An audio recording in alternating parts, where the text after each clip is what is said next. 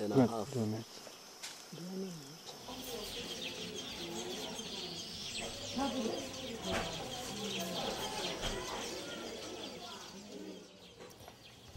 Abatwa ku birebana n'imibereho yabo ni abantu bakunze nyuma yo amateka twereka yuko muri 73 kuri leta ya mbere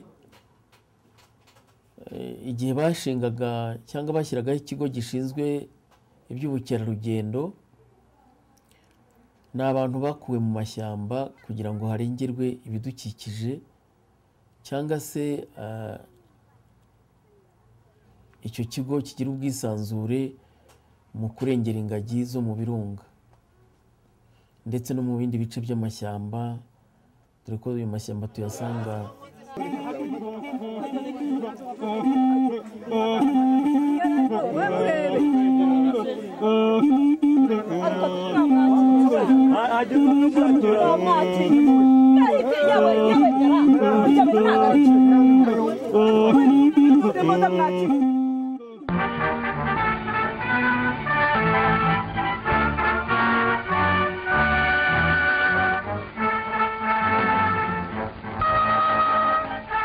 We had been unable to find a route through the dense forest to the Pygmy village, so we seized this opportunity to bribe our way with salt, which necessity of life is very difficult for them to obtain. Boy! Kuja hapa! Kuja! Kuja hapa! Here. They love it. Like a child loves candy. It's very scarce in the forest. Chumbi! Chumbi mingi! Kuja!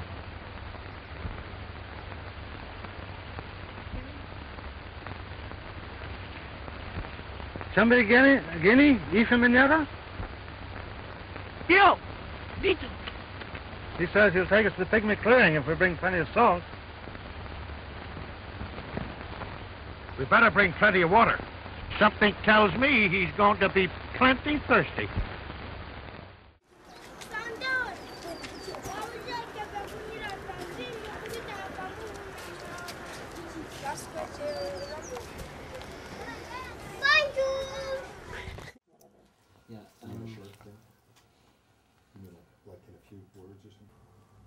batungwa n'ibyo bintu biturutse bikomotse ku muhigo ariko kandi by'umwihariko umuhigo wabo ukaba ari umuhigo gakondo.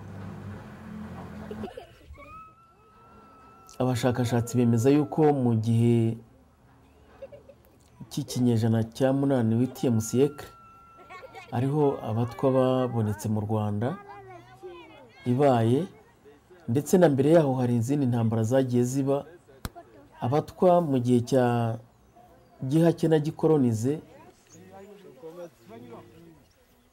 King Ruganzu of Rwanda, he used to play his board game from here, from these rocks. It is said that some of his dogs were standing on this as it was still magma. It hadn't really formed into a big stone. In Rwanda, we are 3 ethnic groups: the Tutsi, the Hutu, and there are those called the Twa. But we no longer want to refer to ourselves as Hutu, as Tutsi, as we are all the same people. But Twa are people who were left behind, and they are called now the community of potters. Ibaye ndetse na mbere yaho hari izindi ntambara zagiye ziba abatwa mu gihe cya gihake na gikolonize bamwe bagirwaga bafatwaga nk'abasirikare b'ibice byombi byaba ari abasirikare bo ku gihe cya cyami umwami akabafata nk'aho ari abasirikare be bakomeye. Finally, our little guide brought us to a clearing, and hundreds of pygmies came from all directions to greet us.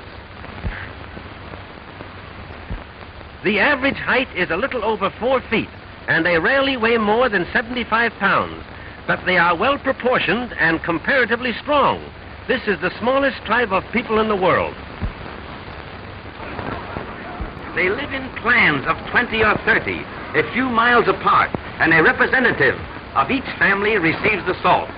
The clan leaders are in turn ruled by a great king who occupies his throne through blood succession, just like the crowned heads of Europe. He is honoring us by coming in from the depths of his forest capital. We wanted to pay our respects to His Majesty there, but the darkness in the interior makes photography impossible, and the king graciously offered to come to us in the clearing. He is comparatively young, and both he and his subjects show character and intelligence. In this, they differ from most of the other African tribes. Besides supplying music for the dance, these great tom-toms boom out messages in a code similar to our telegraphy. Haba ku ngoma ya gikolonize, haba ku ngoma ya kera ya cyami, ni ukuvuga ngo umwaduko w'abazungu, abazungu bitaye ku bice bindi byombi, ni ukuvuga abahutu n'abatutsi, babishyira mu mashuri, byakurikira amashuri, ariko kubatwa nk'abanyeshyamba ntabwo icyo kintu byigeze babatekerezaho. Ni ukuvuga ngo bagize ikibazo cy'umwihariko cyo kwibagirana muri gahunda zirebana n'amajyambere y'icyo gihe. Ikizi kubera ko no mu gihe cya demokarasi, ni ukuvuga u Rwanda rubona ubwigenge muri 1962, leta yagiyeho mbere nta gahunda, nta no kubitaho ngo babahe amasambu nk'abandi. Ingufu izi zikomeye mukaturwanaho tukarambika iyisuku ikorirwe guca yo kwirirwa guca nabibura nangwa n'abandi horagwiye nagira umwaka ngakubitirwamo.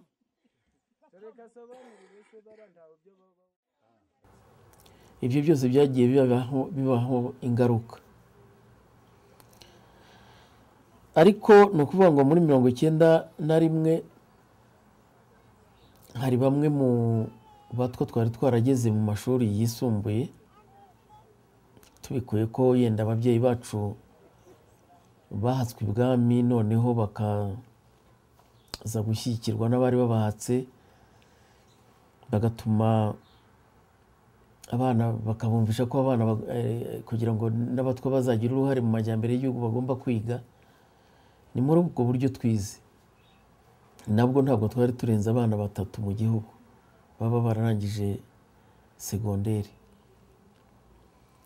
Icyo gihe niho twavuze ko nkatwe ubwacu tubonye ibibazo bya bene wacu batagira aho baba, banyagirwa, bariho nabi, bagenda bagabanukaho kwiyongera, ndetse tutangira kuvuga ibibazo byacu no kurengera umuco wacu no guharanira uburenganzira bwacu kugira ngo n'ubuyobozi n'abategetsi b'igihugu babimenye. Ntabwo byatworoheye kuko uwo twabibwiraga yavugaga yuko yenda dushaka gukurura izindi ntambara nk'izari zagiye zibaho. According to scientists who have made a study of the past history of this race, the Pygmy is not really a Negro, and their faces certainly show a great similarity to nearly every other nationality in the world.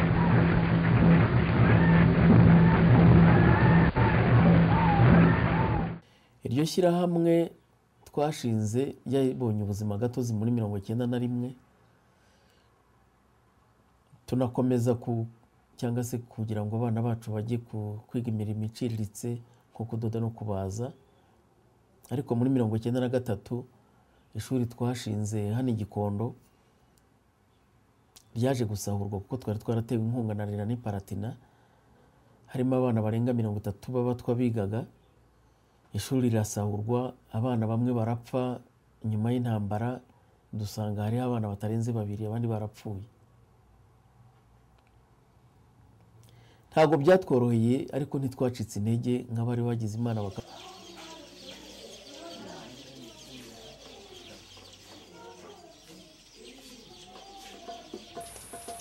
navuze ko bari barengeje icyo gihe ibihumbi biri hejuru ya 40, ariko uko imyaka yagiye yiyongera abatwa bagiye barushaho kugabanuka, ku buryo intambara itera ya 1994 abatwa babarirwaga mu bihumbi biri hejuru ya 30. nta n'uruhare bari bayifiteho kuko ntibari mu buyobozi, ariko niba barabaye sinavuga yenda ngo ni nk'ibitambo byabaye cyane cyane kuri iki kiza cyatumye bamwe batsemba abandi. Ni ukuvuga ngo n'abatwa ntibasigaye kuko 30% byabo barapfuye, abandi basigara ari abapfakazi, abandi ari imfubyi. Izo mfubyi ntizigira kirengera, abo bapfakazi ntibagira gifasha cyo kwishyira hamwe. Byabaye ngombwa ko dukomeza n'ubundi gahunda, bityo dushinga impuzamashyirahamwe yitwaga, byabaye ngombwa ko korwa itangira ibikorwa byayo, ariko noneho tubitangira tushyiraho gahunda 3 ariyo navuga gahunda yo kwigisha urubyiruko ndetse no kwigisha abakuze gusoma no kwandika, yo kwigisha urubyiruko abana tukabohereza mu mashuri, tukakangurira ababyeyi babo kubohereza mu mashuri. Tunashyiraho gahunda irebana n'ibikorwa bibyara inyungu, activité génératrice de revenu, aribo gufasha abatwa kwishyira hamwe mu mashyirahamwe, bagashinga amashyirahamwe arebana no guhinga, korora, n'ubundi bukorikori nko kubaza, kudoda. Dushyiraho n'indi gahunda irebana n'ubuvugizi cyangwa se yo kurengera uburenganzira bw'ikiremwa muntu. Ibyo byose tubikora mu rwego rwo kugira ngo izo gahunda zuzuzanye, tureko twakumvisha ubuyobozi bukaba bwakumva ikibazo cyacu ku buryo bw'umwihariko. Kandi amategeko avuga yuko iyo umaze amezi 2, 6 batari bagusubiza, uba wizeye yuko bakwemereye. Icyo gihe rero twe byafashe imyaka igera kuri 4, leta itubwira yuko nta buzima gatozi tugomba kubona, ngo kubera yuko ari amasitati yacu, ari amategeko agenga umuryango wacu avugamo ikintu cy'ubwoko, cyangwa se akavuga ko turi abasangwa butaka. Leta ikavuga yuko, leta y'u Rwanda iriho ubu ngubu ikavuga yuko kuvuga abasangwa butaka bibujijwe, kubera yuko ari byo icyo kintu cyo kuronda ubwoko ari cyo cyaba cyarakuruye genocide ya 1994. Icyo gihe kugira ngo tubyumvikaneho habaye imishyikirano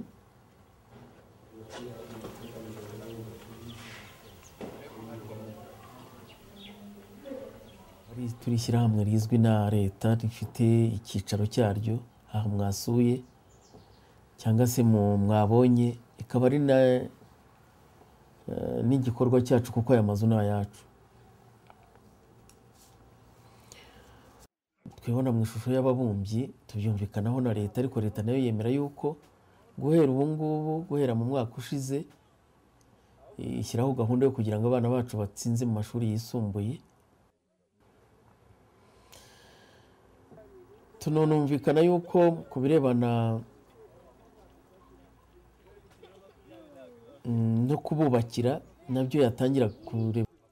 When we are going to Bugesera, it's the most hit genocide area, but also has Twa people. These people are in geographical isolations. They are not in the politics of the 2 big ethnic groups. So they are people who are considered as just dancers and people who make pots and people who are, they are considered to be illiterate or ignorant or people who don't have capacity like others. Everybody dances in Pygmy land, and their chanting, while not particularly harmonious, has a fast rhythm that makes the feet want to do things. These are the original hot dogs. bagera kuri miliyoni zigera ku 9,200,000 mu gihe abatwa batarengeje 30,000. Ngarutse ku batwa ikintu kigaragara nuko batiyongera barushaho kugabanuka kubera ubugwahabi. Abatwa kubera ubutindi nyakujya cyangwa se ubukene,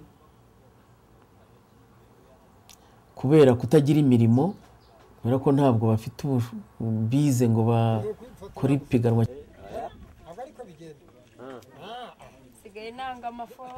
Muri gakondo yacu dutakaje umurimo cyangwa se umurimo twabanagaho imibereho wo guhiga. Twinjiye two rero babonye ko ari ngombwa kugira ngo badafite inyungu cyane, ariko kera wabatunze muri iki gihe kubera ko hajeho inganda zikora plastique, zikora amasafuriya, ibyo bintu bya hafi by'abaturage batunzwe no kugira ngo babaho ari uko bahingiye abandi, ari uko batwaye imizigo iremereye, ari uko bagiye kubyinira abandi, bababyinira bakabaha icyo bararira.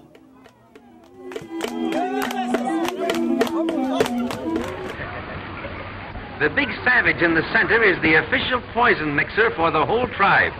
He actually stands only 5 feet 10 inches, but the difference in height is so noticeable that he looks like a giant beside them. This man belongs to another tribe and is maintained by the Pygmies for one purpose. He mixes the poison. Then they dip their arrows into it and put the blame on him for whatever they kill. Their own conscience is clear because the force of the arrow will not cause death, but the poison does. That's their way of escaping responsibility. Darn clever, these Pygmies.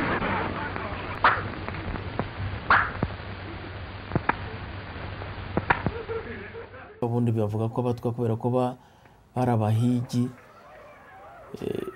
muri societe nyarwanda bakunze kunenwa no guhezwa no guhabwa akato n'abandi banyarwanda, cyangwa se bakavuga yuko abatwara abanyamwanda.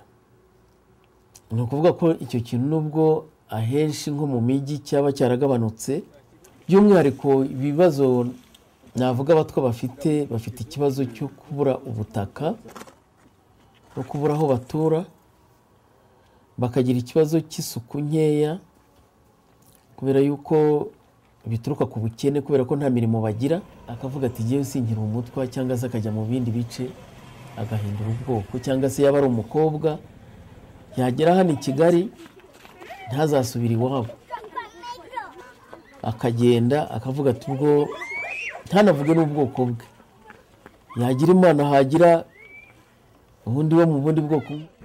The Pygmies have practiced companionate marriage for centuries.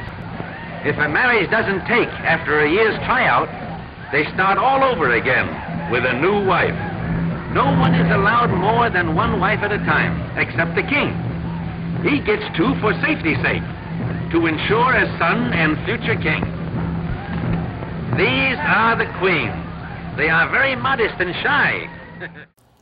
Ariko bikunze kugaragara yuko hari umuco wa Kinyarwanda wagiye kunda kuvuga ngo abatwakazi bavura umugongo, andi moko akabasambanya avuga ngo ni ikintu cyo kuvuga ngo ni kwivura umugongo.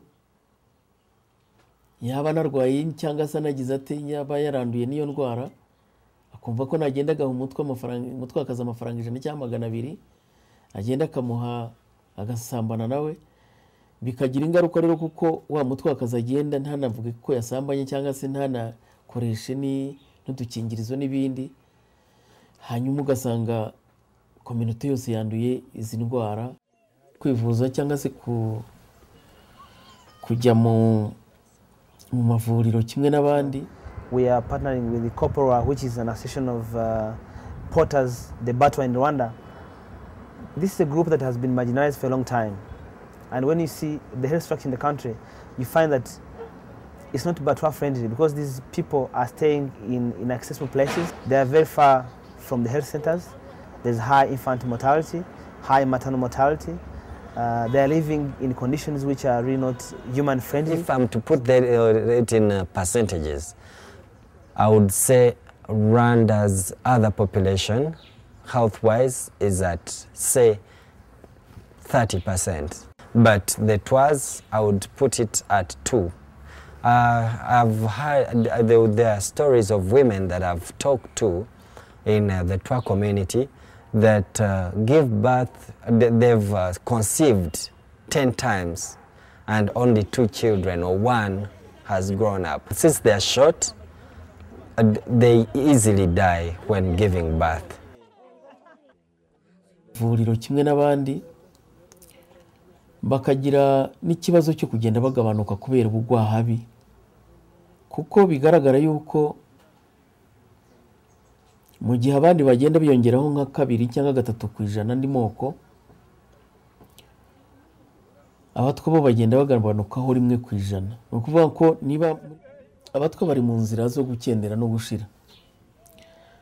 Icyo nasaba rero nuko nasaba yaba ari imiryango nterankunga, yaba ari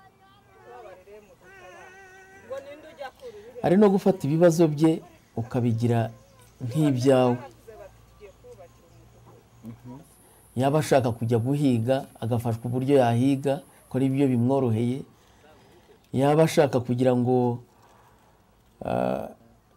abo mwene gihugu afatwe nk'abandi cyangwa se ashyirwe mu rwego rwatuma nawe agaragara mu bandi,